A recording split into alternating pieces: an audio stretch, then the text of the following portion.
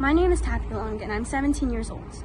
These are my experiences living in New York City as an Asian American during the COVID-19 outbreak. Before I start, I should clarify that my story is not particularly newsworthy. I have been fortunate enough not to have been Febreze for standing in a subway, or punched and harassed for walking through Midtown. I suppose that's the problem. Our fear and frustration as Asian Americans amidst the racism and discrimination is not newsworthy enough to media outlets, but it must be talked about and it must be addressed. For me, I first noticed it when the first case of coronavirus arrived in New York City, and the New York Post announced it with a picture of an Asian male in front of a pharmacy in Flushing, Queens. Mind you, the first case in New York City was a woman who traveled from Iran and lives in Midtown.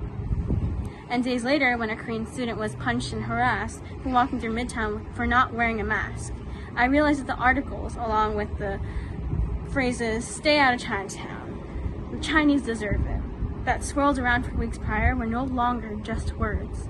As a race, we face racism every day. So much so that sometimes it's futile to speak up each and every time. But it is when words turn into actions and actions manifest fear that we can no longer bite our tongues like our cultures often emphasize. Imagine being afraid to walk outside with the mask because people may beat you up for being a dirty virus carrier. Imagine being afraid to walk outside without a mask because people may beat you up for not caring about the safety of others. We have been living in a shelter-in for weeks now. It's why rhetoric like President Trump's reference to COVID-19 as the Chinese virus is so dangerous and infuriating.